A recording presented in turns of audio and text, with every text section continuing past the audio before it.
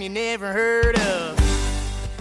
Hey everybody, welcome to the Common Folk Podcast with Ben, Morgan, and Andy.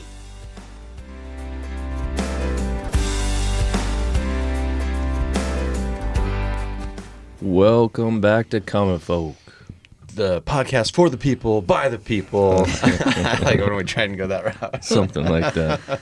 Andy, your Yeah. voice is a little bit more groggly today. Are you hungover or are you Yeah, I'm usually hungover. No, you're not. No, You had a long You day. got a head cold. Yeah. Did I give you like you heard me last week? I sounded like a dude. are you the one that got me sick? Yeah, that's what I'm You wondering. are? Like we'll just be in Oh, this little tight yeah. room. Okay, I was blaming my kids. I blame my kids for a lot of things. Okay. So I think they went to daycare, got sick. That's usually the case. Yeah. Yeah. It's All not my right. fault, but yeah, you're right. It was somebody else's fault, not my fault. Okay. Well, there's all this crap going around, allergies and all that stuff. I Just think- wondered. Yeah, I think there's- the main thing was that concert we went to. Yeah. Eric. Yeah, I Burgett. think so too. Yeah. You know, we were a section. He would point at us, and then the guys out of Plattsmouth. Yeah. Hey, I was making some noise. I was having fun. Yeah, it was all that yelling you were doing. yeah, I forgot. yeah, and dancing. Yeah, dancing. I don't know about that. All right, he wasn't dancing, guys. He wasn't dancing. What do you got for us All today, right. Ben? So picking up where we left off, we're still here in studio with Lieutenant Howard Banks. What's going on, man? Hey, not much. Thanks for having me again. For sure, for sure. So this particular topic is another one that I've been thinking about for a long time, and I'm super excited to speak with someone who has been heavily involved in it, and that is school resource officers. So, I don't, and maybe you would know, but I don't know what it's like all across the U.S., but police officers, actual police officers, have been put into schools to be on duty at schools all around the U.S. There's probably areas where they're not at this point, but for us in the town that we went to school in, I want to say that the first police officer there that I remember would have been around like 97, 98. That's what I was thinking. Yeah. Sophomore, junior year. Yep. Is that true? Yes, that's the first time when Bellevue started actually incorporating school resource officers.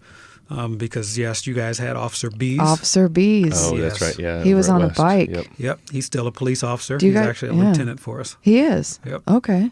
Yeah. So yeah, that was and it was I think it was probably only high schools at that time.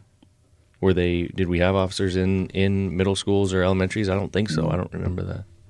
I'm trying to think. I can't recall. I believe we had one person at the time, Officer Dreyer, who may have been doing some SRO work in the middle schools. And kind of like made the rounds and went back and Bouncing forth. back Yeah. and forth. Yeah. Because we were teaching Dare and Great. Oh yeah, that's right. Yep. That is yep. right. Yep. So we and I remember that. I remember a police officer coming in and having the presence and the patrol car sitting out in front of the school and things like that. Policing and being around police and stuff like that wasn't anything new to me because my dad was an officer, but it was kind of strange. I remember thinking as a kid, like, man, we have to have a cop at our school. Like, what's going on? You know, what's next? Is it metal detectors? Is it, whatever else? Is the security just going to keep going up? And then as I got older and learned more about it and saw everything that they were doing, I'm behind it 120% now.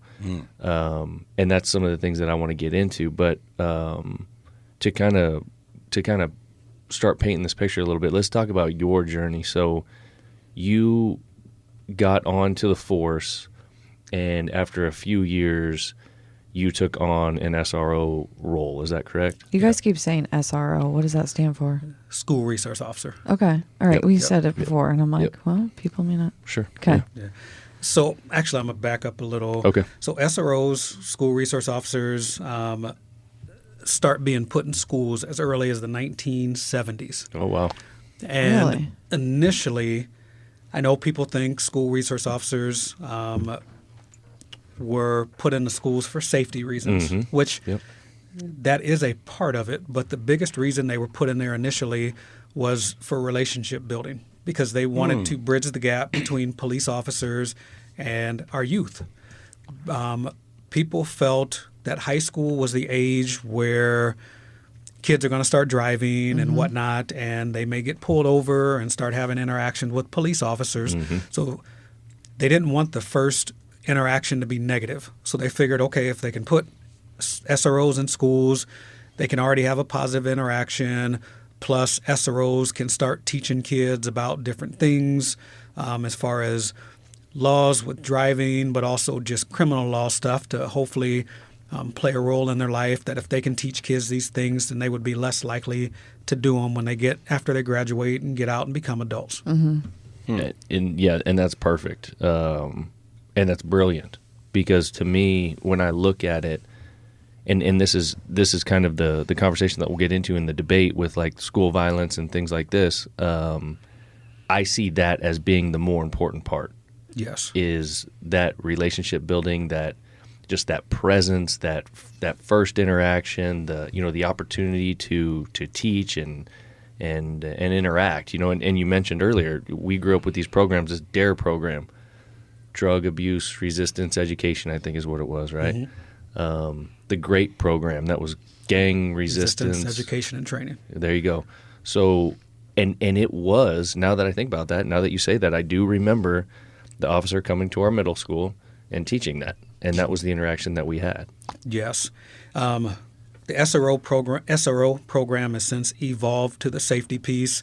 Even back when all of us were young, school was a safe haven where you didn't go to school worrying about a school shooting occurring or somebody coming in there to do damage or whatever. School was kind of almost like a home base where, hey, once I got here, I'm protected. Tornado drills, that was about it. Yes. Right? Yep. Tornado and fire. Yeah. Yes.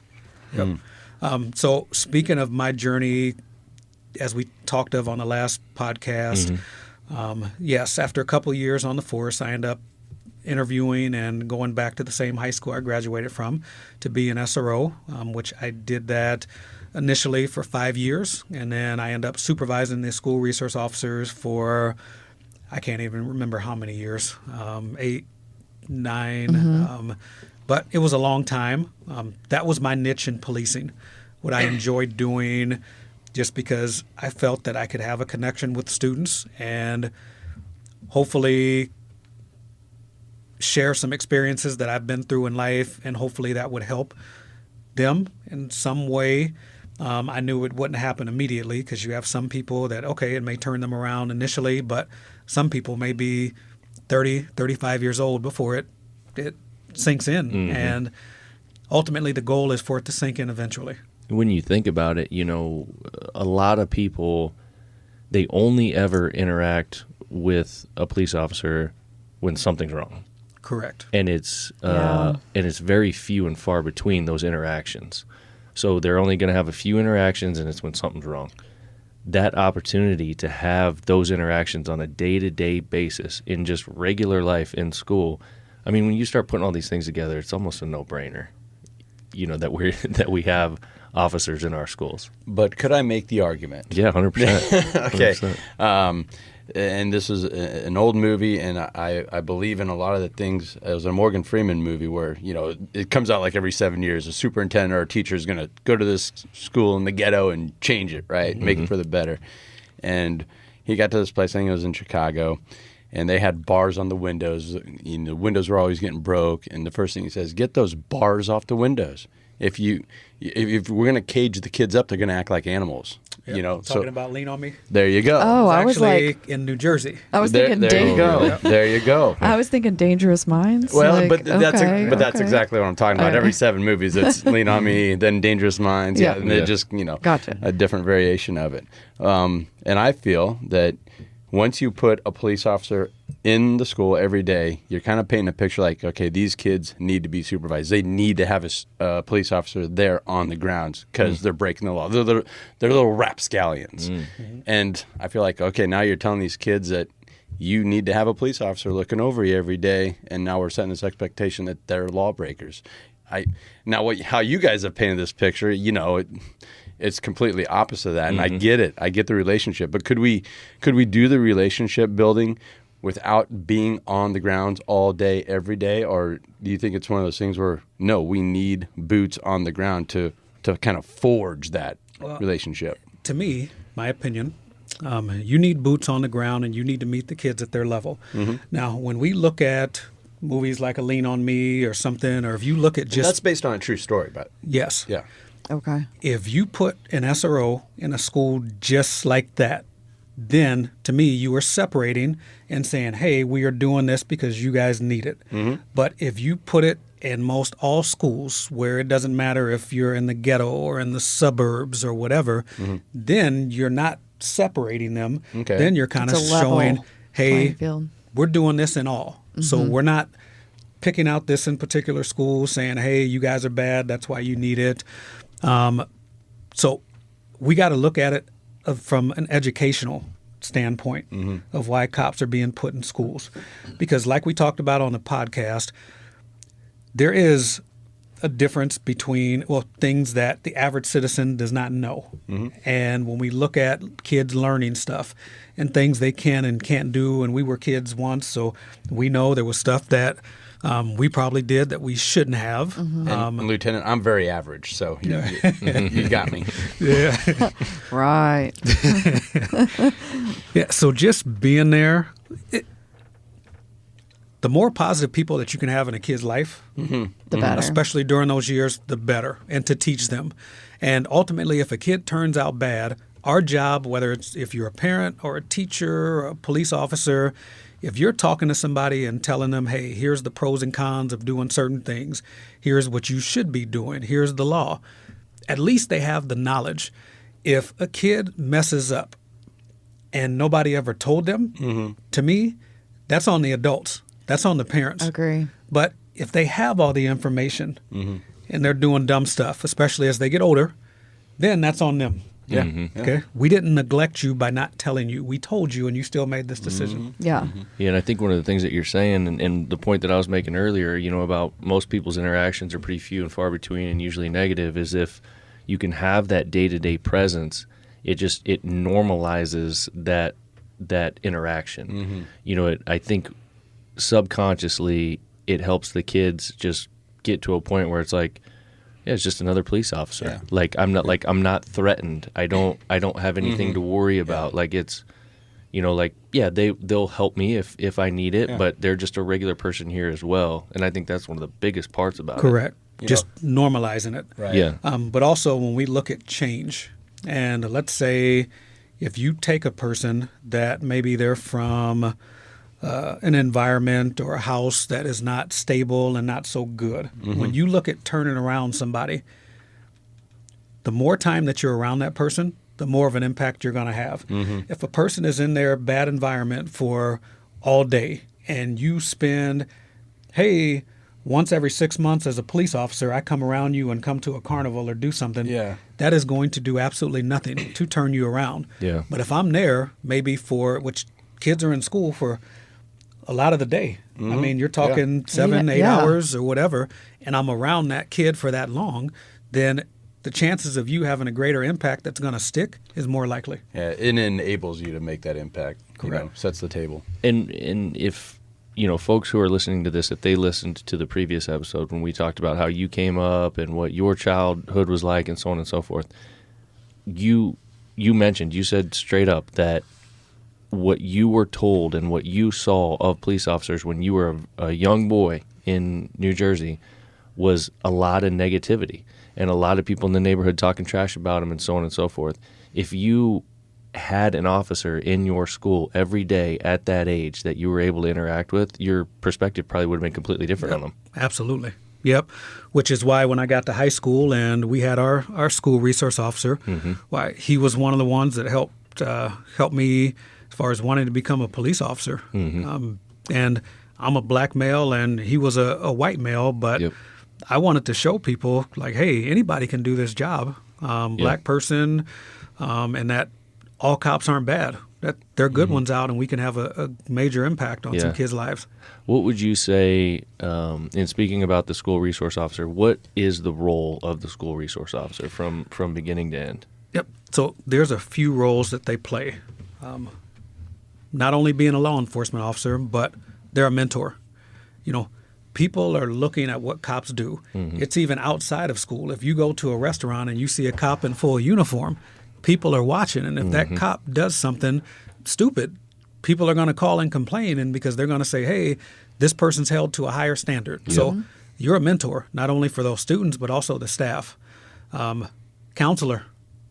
So it's an informal role. Yes, most police officers don't have degrees in that area, but when you deal with so many situations in life, you become good at it, and you know bad and good stuff, and you're able to offer advice. And yes, kids are going to come to you and ask certain stuff, and so you're absolutely a counselor, and you're a teacher because you're teaching about laws and different stuff, and so you play so many roles. I was thinking in general about just my life as a police officer, and I can name more jobs that I do than jobs that I don't do. Wow. Where, you think like a person that picks up trash, and yes, as we're patrolling on the street, yeah, you're out moving stuff and picking up trash out the street and doing different things. I'm not a doctor, but you show up to a scene where somebody's injured. Yes, you have some medical training, so you You're a better do doctor. something. You're a nurse or whatever that day. Yep, counselor. You get to a dispute between a husband and wife, or excuse me, between boyfriend, girlfriend, or whoever, girlfriend, it doesn't matter. You're still a counselor. You're trying to help and give advice and resolve their situation. So you basically act almost as everything. You're a vet. Yep. And kids rely on that. Yeah. And being in the school setting is they come all the time and ask any and every question. It was crazy because one time I had a student who family life wasn't too good, and it was rumor going around about him getting this girl pregnant. Okay. And I mean, she's going off, and he's a deadbeat, this, and this, and he was just having a hard time. And the kid had never had sex in his life. And so prior to this, and so he came in one day and asked me and started talking to me about, hey, they're saying that I got this girl pregnant, they're beating me up over it and all this stuff. And I asked him, like, well, what happened? And after he explained to me what happened, I had to explain to him, like, dude, you didn't do anything that could get a girl pregnant. Yeah. And it kind of resolved the whole issue. But, like, so kids come to you for everything. Yes. Yeah, and it's we can all think about at a young age, a lot of boys when they get asked where they want to be when they grow up. A lot of them will say something like a police officer or a firefighter or whatever. And when you're in school, you're in elementary school, and it's like parent come to school day and talk about what their job is, and then if someone's dad or mom is a police officer or a firefighter or whatever, and they come and all the kids look up to them and all these kinds of things. The point that I'm making is that kids look up to that authority figure early on. So it's funny to me when you say, or it's very interesting to me when you say that kid came to you as the SRO to talk to about that, as opposed to the actual school counselor or the actual school nurse or one of their teachers or whatever, is because they valued the authority and the feedback and felt like they really trusted what you were going to have to say. And the point is that that's ingrained in a lot of us at a very young age, of those authority figures. Oh, yeah. So those police officers have a real responsibility to uphold that, and to play that part. Yeah. Yeah, it's not just one job. It's not an easy job. Yeah. A lot's going to be coming at you. I think one thing that could be positive from this, and it's just a very small part of it, but you're wearing that gun, right, every day. And kids see that. So then I think they start to, over time, they're not scared of that gun. And they also see that it never goes off. It never kills anybody. I think that's a great question and a great topic. Like, what, and maybe this is what you're getting at, like, did you ever have very many questions about that? Yes. They ask any and every question. And what I would do is, even actually as early as elementary, I'd go in to the classes and I would talk about my entire uniform, show them my vest. I'd pass around my handcuffs, my baton, and talk about our job. And they would ask all the time, have I ever shot anybody, or have I ever used my handcuffs? And it would explain different things. So it's just a matter about being informative. Yeah. And the more kids are aware of, then the more knowledge they have when making decisions. When kids are curious or blind, that's when they get in trouble. And that's what we want to try to do, is take away all that curiosity and then also build that trust. Yeah. To make stuff to where it's common. Like you said, it's common for us we're walking around in uniform with the gun, and then eventually they don't even notice the stuff. Yeah. Hey, we're just another person walking down the hallway that either they respect us or they don't. And what people don't understand, I think, about policing and school resource officers, a police officer on the street and a SRO, completely different. Street law and school law, completely different. The officers that work the street, there's a bunch of stuff about school law and stuff that they don't know and don't understand. The SROs, not all, but many, they want to be in the schools. They understand kids. It takes patience to deal with them. Officers will tell you, working the street is easier than being a school resource officer. I'm speaking from our agency.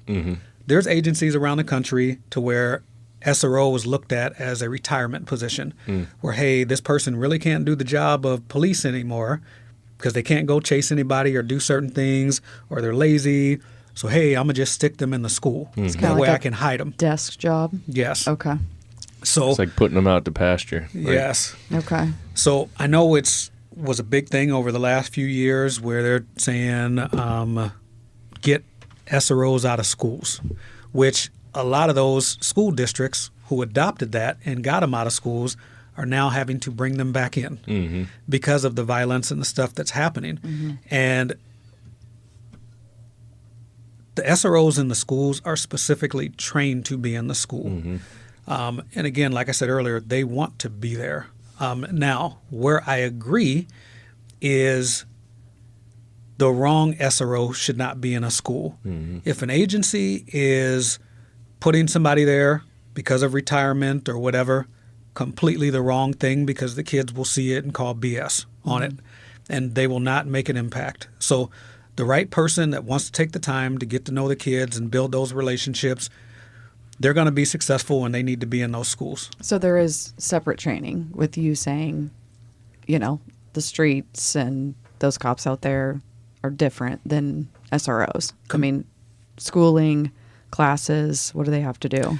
Yeah, so we all go through the same police academy, Right. but after you become a school resource officer, like we would go to a national SRO conference every year. Okay. There is a bunch of additional training that we do where we're learning about the teen brain and just more mental health stuff and those Good. type things, and how to build relationships with kids, and the safety and stuff for the school. Different search and seizure laws is completely different as far as dealing with the school and then dealing with somebody out on the street. So there's a ton of different stuff that comes into okay. play. So typically, with SROs initially being put in the schools to build relationships and to bridge that gap, it is now shifted more towards the security reasons because of the school shootings kind and of all the the hot stuff that topic. occurs, right? Yeah. When I say that being in the schools is harder, people sometimes look at me like, are you serious? Like, yes. On the street, it may be a busy day. You take your call, you're on that one call, you finish that call, you go on to your next one. You may not ever see that person again. The way that the staffing works, at least for our city, is there's supposed to be 2 officers for every 1,000 people. So if you take, let's say, 1,700, I'll make it simple, 1,800 students in a school, and then plus if they have 200 staff members, that's 2,000 people in a school setting. Technically, to police that on the street, there'd be 4 officers, but there's only 1. Oh, wow. So you not only deal with all the stuff that happens in the school, but because of building those relationships, typically people don't report stuff at home. They wait till they get back to the school to report it to the SRO. So as an SRO, it's common you may be having 4 and 5 things waiting for you at once to deal with. And then you're dealing with stuff every single day, and it's repetitive to where people make smart comments of, oh, you're probably just making sure the kids aren't late to class. And I'm like, I care, about that because I want them to be in class, but No. I'm not concerned about that. Yeah. I'm not handling that. That's the school's business to deal with. Child abuse, huge. Drugs, whether it be vaping with the marijuana or cocaine or whatever. That stuff is huge in schools that people don't realize. Sexual assaults, domestic violence stuff. There's just everything under the sun happens. So when I got in the schools, I experienced so much more than I had experienced on the streets that's what I feel made me the most well-rounded officer by dealing with so much stuff. Okay. Yeah. So, can you put together, like, real quick, a typical day as an SRO? So, what would that look like from the time you pull up? I mean, I assume that's where you start your shift is at the school. I don't know. But then how does that look? And what does that day look like? And what will you typically be presented with? And then what's it look like at the end of the day? Yeah, it varies daily.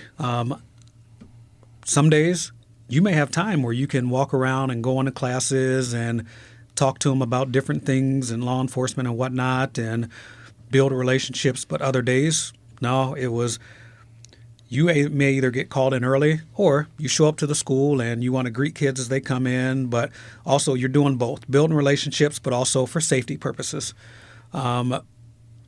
Watching kids, their reactions as far as when they're coming in and making sure there's no drama. But from there, typically the busy days, stuff can spike. You know, hey, I have this kid with marijuana on him. Hey, we just had 4 fights today that I got to deal with, which we try to let the school handle that stuff. And I think people tend to think, oh, well, the cop's there. So if they get into a fight, they're going to arrest them. Again, speaking for our agency, we don't.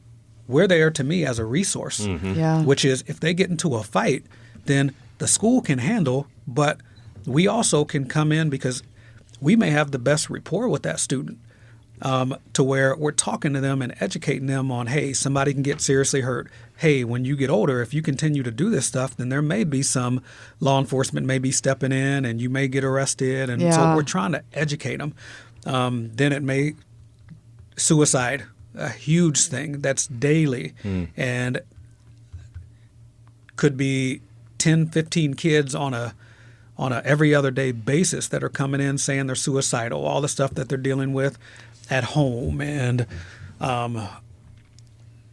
not knowing their sexuality and struggling with that and peer pressure and so much stuff that these kids deal with. And then you get into school shootings and whatnot. And if you have there's been times where one time I was working 24 hours straight because I had a hit list and that a kid made up and trying to identify why and talking to everybody on that list and seeing what role they played, talking to those parents, media, also understanding that I'm in the school, so I have to make sure that I'm just worrying about all these different organizations and entities, and it's no longer that, hey, I'm just out on the street and only dealing with worrying about police. It's no, I have all this other stuff to worry about. So days can be full. Dealing with the kids and the parent. There are some great parents, but then there's other times where you see a kid act a certain way and then the parent gets up there and you're like, I see exactly why the kid is the way they are. Yeah. So it is tough. Learn the most. Again, in my career, I would absolutely do it again in a heartbeat because when you see a kid, especially if they are struggling and going through adversity, and you are able to play a part in turning them around, it's amazing. I still have kids to this day that come to my house and on vacation, or they were playing football in college and I coached them in high school, and whenever they come back for college, they want me to still train them so they're still in shape.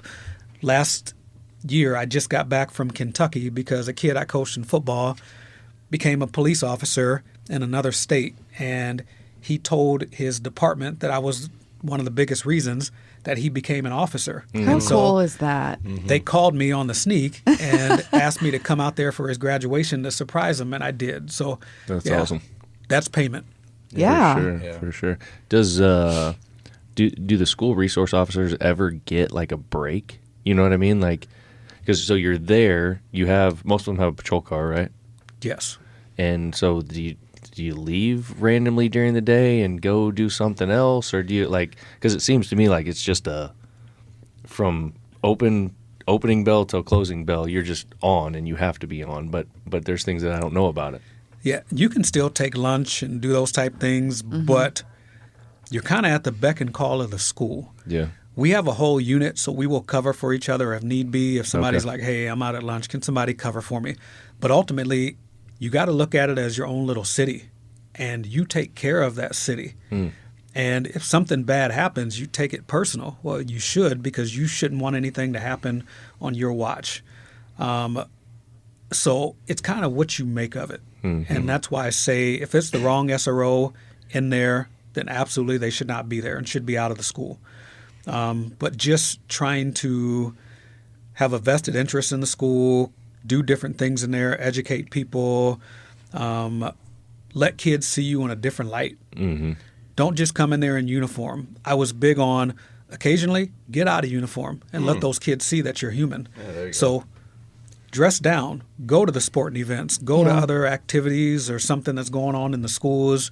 I would always go to the parents' night conferences. Oh, sure. Yep. Yep, student conferences, to where I would talk to the parents. And some of them were like, oh, I know you haven't seen my kid. And I try to really impress upon them that, hey, I don't only see the bad kids.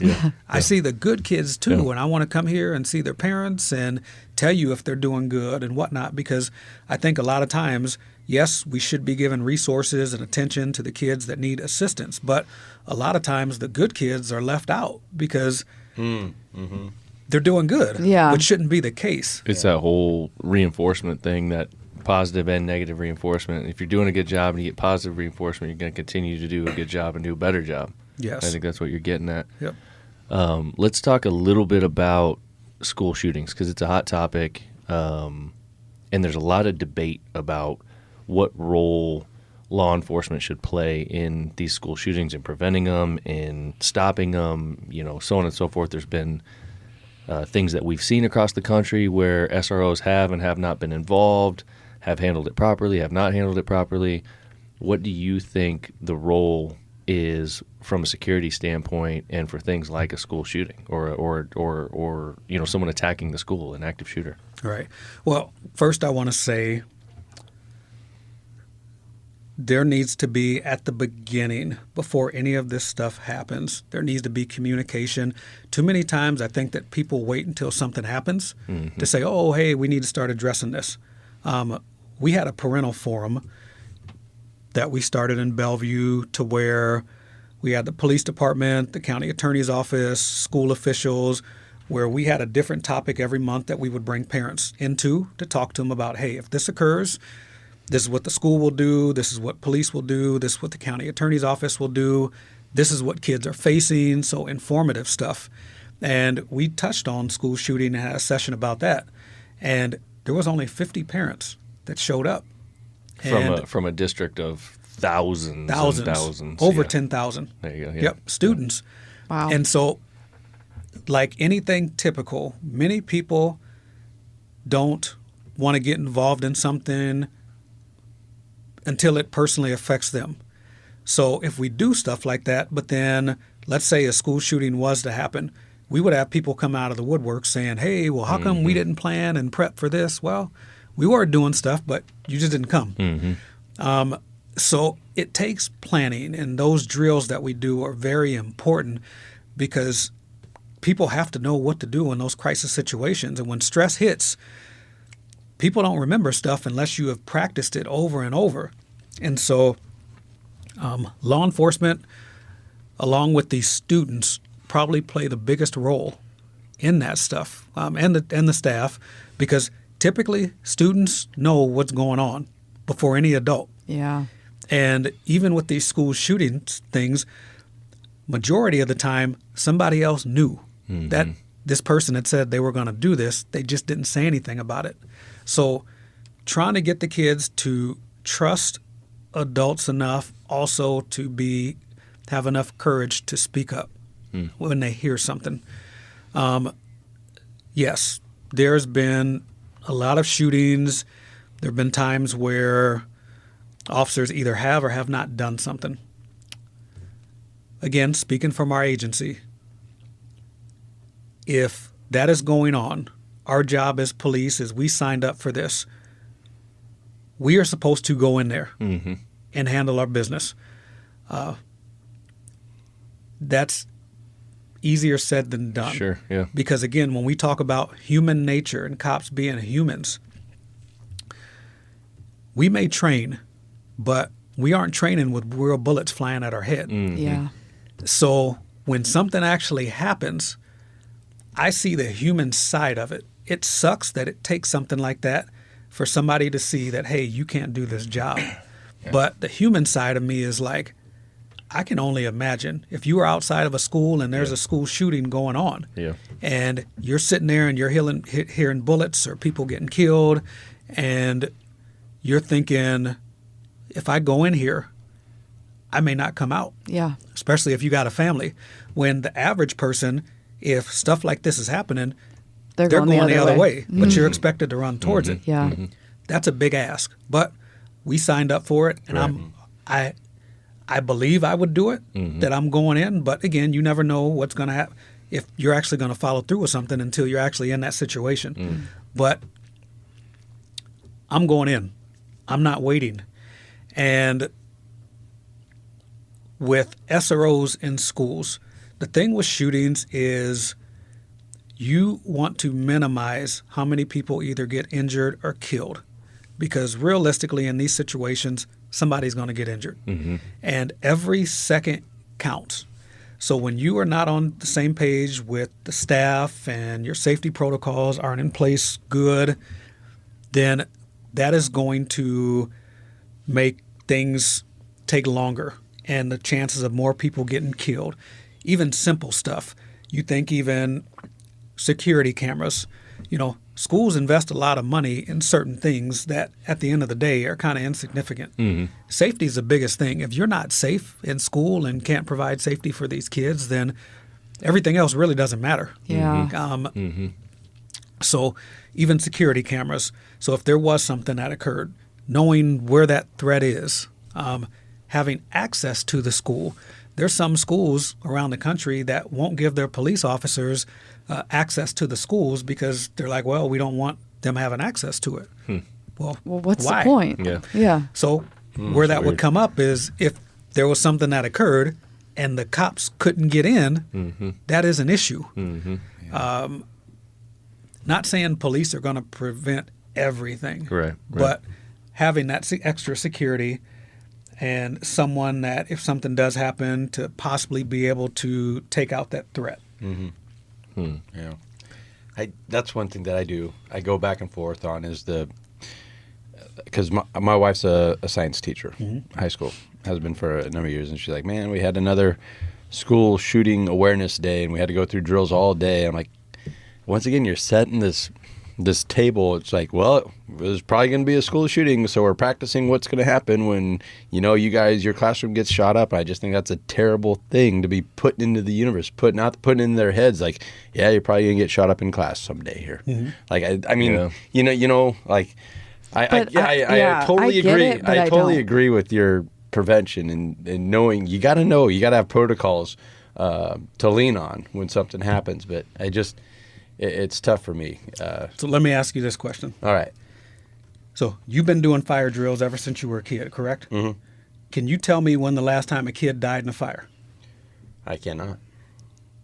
How many fire drills do you think they practice a year? 4. I don't even know. It's up there. They have a lot of fire drills. Yeah. And you can't even give me the last time that a kid even died in a fire, which I'm sitting here saying that's still important because we want kids to be prepared for any situation. Right. But how many shootings have we had? Even just this year? But, okay, now I'm flipping it back around. Your typical fire is, we'll call it an act of God, like something happened, sparks here or there. Where if it's a shooting, we're talking about evil. We are like breathing life into this evil, saying it's going to happen, it's going to be here. Do you see where I'm coming from? Like I wholeheartedly agree with you, and I do think that we have to have practice and protocols to lean on. And you also made another great point that I really liked, where you don't truly know about a guy or a gal unless it happens. And how I kind of equate that back to my youth. On the motorcycles, the dirt bikes, I always had this mindset: you have to wreck once. Oh yeah. And then survive that wreck, and then you're either going to be like, that was awesome, and then you're about it, or you're going to be like, all right, that's not for me. But if you can survive that first wreck and come out of it okay and think that was all right, then you're built for it. Yeah. So I get that. I get that perspective that you're saying. So. No, and I completely understand where you're coming from. The thing is,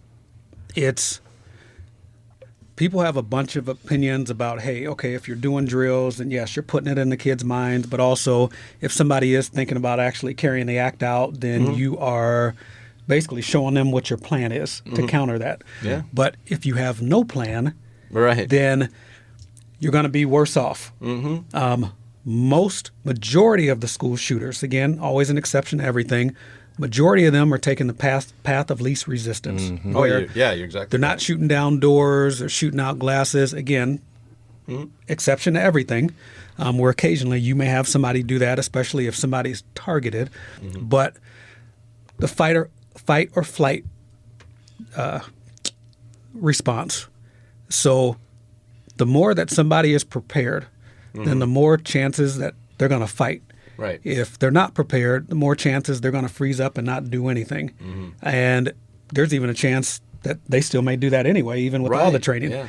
Yeah. But at least they're prepared. And we know if this has happened hundreds of times, even within this year, the chances of it's going to continue to happen. And even though it sounds bad to say. I'm not turning a blind eye to it. No, I'm not I know. telling you you're wrong either. Yep. Yeah. No, I'm just explaining more stuff, especially since we have the listeners For sure. that may feel a certain way about it. It's just always better to be prepared than unprepared. Yeah, I agree. I see both sides, and for the sake of the argument, I'm sure you're presenting that, and it maybe could be annoying or whatever. But I think just having that training, or like you said, just the little bit of knowledge. Because again, you don't know what you're going to do. Like you could have practiced it 10 times and maybe you would freeze, but hopefully not. It would come back to you or something. And I think what Andy's saying is it's kind of a hard pill to swallow, that we have to accept the fact that we have to expose our children to this. That we have to say, hey, this might happen in your life, and I'm sorry, and I understand you're innocent and so on and so forth, but you're going to have to get exposed to this. And I don't want to shield my child or children away from it and let them think that it's all rainbows and lollipops, but talking about school being a safe place, and then we're turning around and saying, like, all right, now it's school shooting training day. Right, yeah. You're sending a couple different signals No, there. I get it. And I think that to what Howard was talking about, there's a huge value in the deterrent. And that's one of the reasons why I like an SRO so much in this particular subject, is because if the shooter understands that someone is there with a gun, Exactly. the door's locked, they've all been trained on what they need to do, all these kinds of things. A lot of those people are kind of opportunists, and they're gonna avoid the situation where it's a lot harder. Yep. So I think there's a lot of value in that. Correct. And I'm not sitting here saying that an SRO is going to prevent everything. Right. Because if somebody wants to really carry something out, then they're going to do it. Sure. And they're just going to try to think of a plan around it or whatnot. But like you said, the prevention piece. But also having a school resource officer in the school that gets to know the kids. And we're police officers, so we think differently to where educators, hey, yes, you're getting to know the kid, but also you're educating and teaching them something to where this isn't your specialty. Like us as police, I may see something out of place that I'm like, hey, this isn't right. To where an administrator they're just like, no, that didn't trigger me. So you're saying the value is in the fact that that officer can have like early identification of something Yes. before it actually turns into something. That is the biggest thing, where the next step that I think that we have to take, right now we are too reactive, and we have to start becoming more proactive. We actually have some stuff coming up in Bellevue that I'm hoping to get done that's different. So I sit on the Sarpy County Threat Assessment Team, where if we do have somebody that may be a threat to others, in particular school shootings, or maybe not even be that deep, but just somebody headed down that road, because typically they just don't start out as school shooters. It's something else lower. So where we actually have mental health professionals in the county attorney's office, police, to where we come together and we look at each individual case and decide what resources does this person need to help them out. The next step I want to get to is being more proactive, building relationships with these people, checking on them constantly to see how they're doing. And that way, the better we know them, then the quicker we're able to identify if there is an issue. And we can intervene, so that way this person doesn't just fly off the handle and do something crazy. You know, it really goes back to a point you made earlier, Ben. Treating people like people, caring. Right. Like Yeah. you see something, say something. You know, I want to throw a hypothetical, and you might have dealt with this. Ashley was telling me about a couple of students, and she goes, "Oh, yeah, she's a cutter." I'm like, "Well, what do you mean by that?" And it became a big thing at this high school where girls were just cutting their Yeah. wrists, you know. You're like, "Of course, yeah." Yes. I'm like, "Well, what do you do about that? What do you say to these girls?" We're told not to talk about it, not to bring it. I'm like, "My God, that's terrible!" Like they are actively cutting themselves. They're like screaming for some type of attention, and what you do is turn up. I thought that was just. I'm not saying the school is wrong, but I'm saying the school is wrong. It's like someone needs to pull that girl aside. It's like, why are you mutilating your arm, mimicking, cutting your wrist? Like, what is going on? Like, I don't have the answer. I don't know. And is that something that you like if you see a cutter or someone mutilating themselves like that, or they come to you and say like, I'm cutting myself, like, how do you respond as an SRO? Yeah, that's stuff that we deal with all the time. Like I said, in school, that's daily. Yeah. And if they're cutting, we can place somebody in emergency protective custody if they're a harm to themselves or others.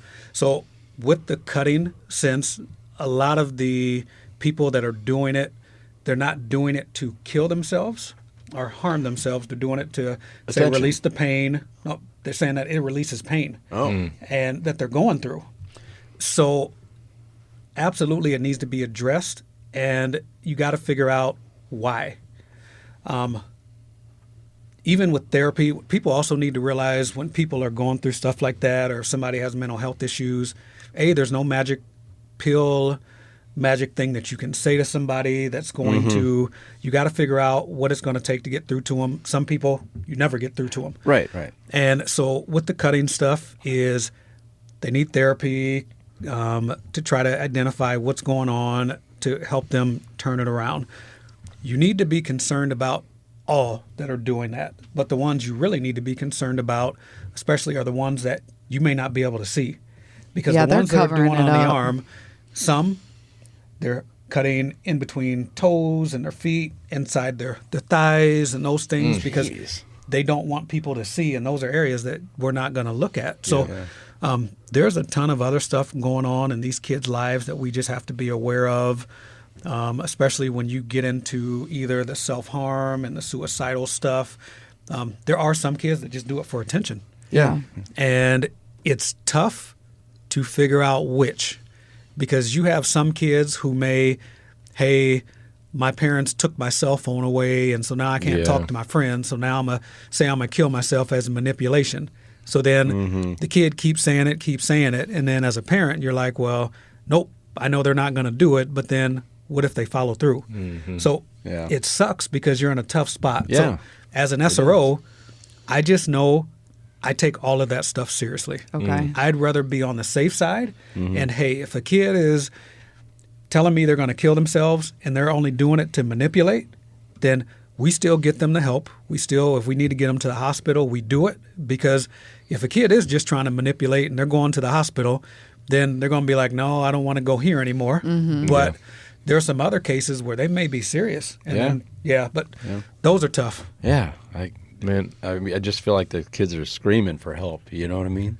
I feel like in just the little bit that we've talked about, we've painted the picture that I think I knew most of it in my mind, but, you know, you've brought to light a lot of things that I didn't really understand. And I think the majority of our country doesn't understand. And you almost have to ask yourself when we sit here and talk about this, how do you find a person that can do all of these things that you were talking about and be essentially a warrior, a protector with a gun? You know what I mean? That has both of those extremes. That has that extreme that they're willing to run into the bullets, but also that extreme that they can be soft enough to sit there and figure out about some kid that's having a real problem at home. Be a mentor for all the kids. Yeah. You know, you were talking about playing the Magic the Gathering, you know, in the previous one. You know, you got to reach out to all the kids. Absolutely. That's such a crazy, special it's such a crazy ask.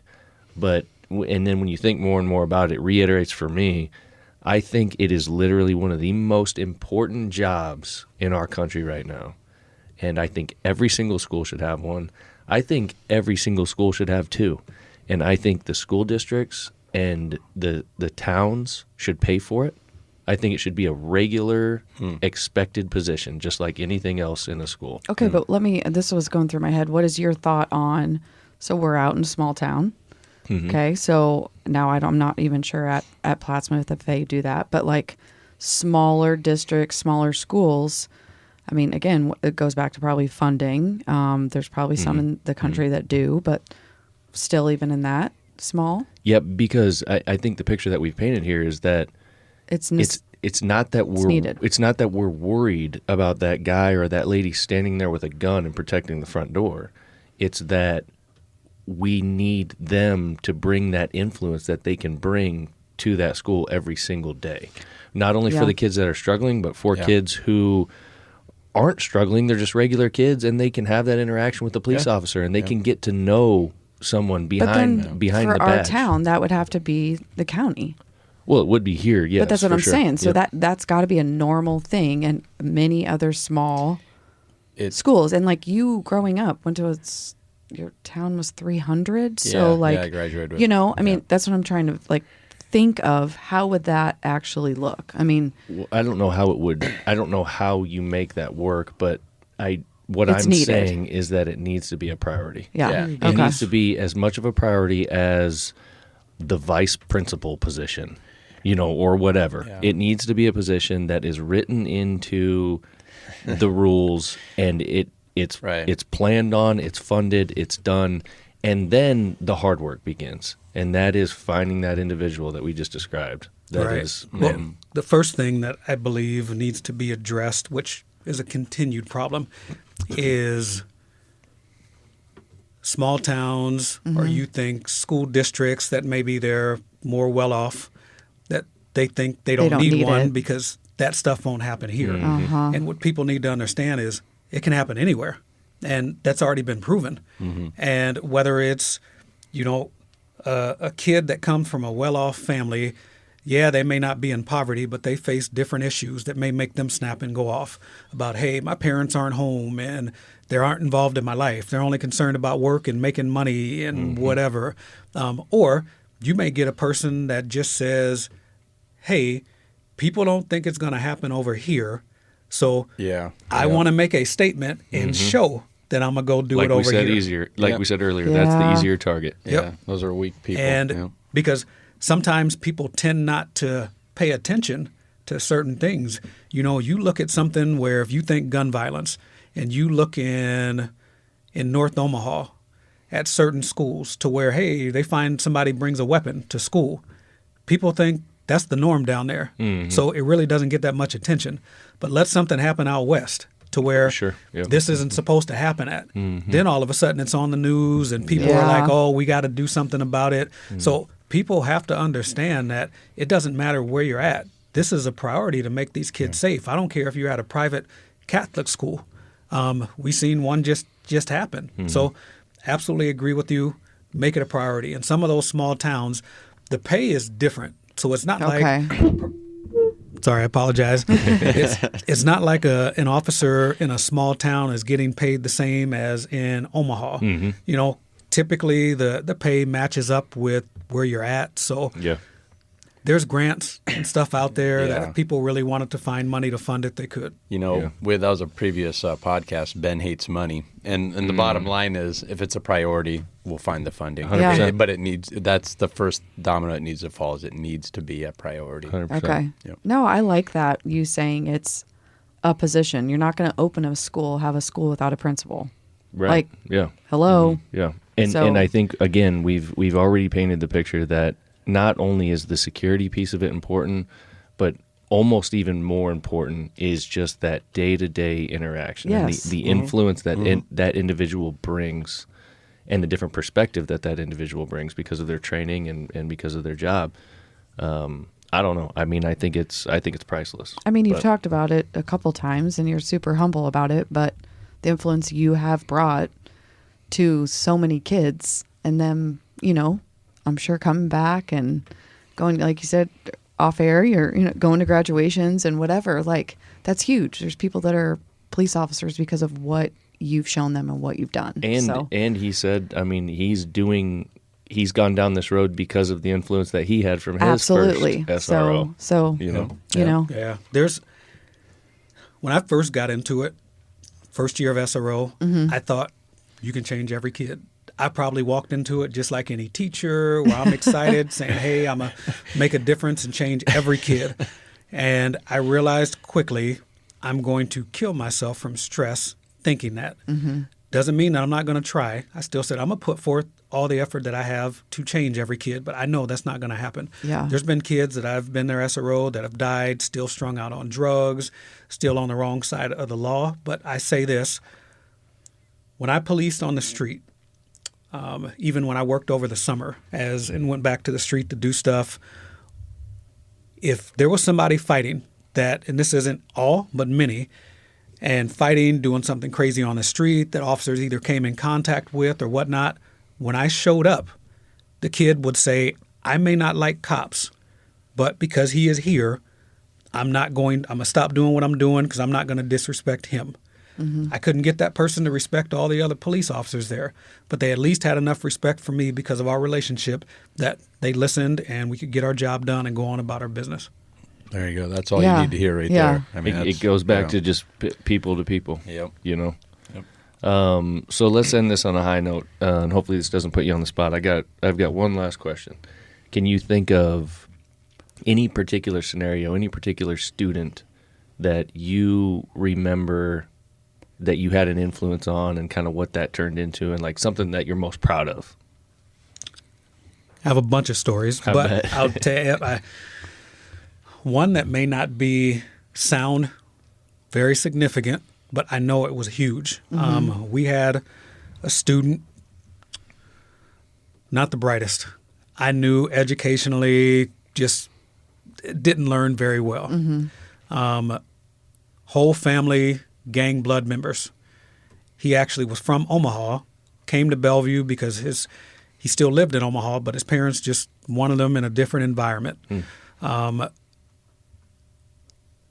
He and we clicked, and I just knew that his family wouldn't be happy to see him communicating with the police officer and whatnot. So I knew that his whole entire family and him were heavy gang activity.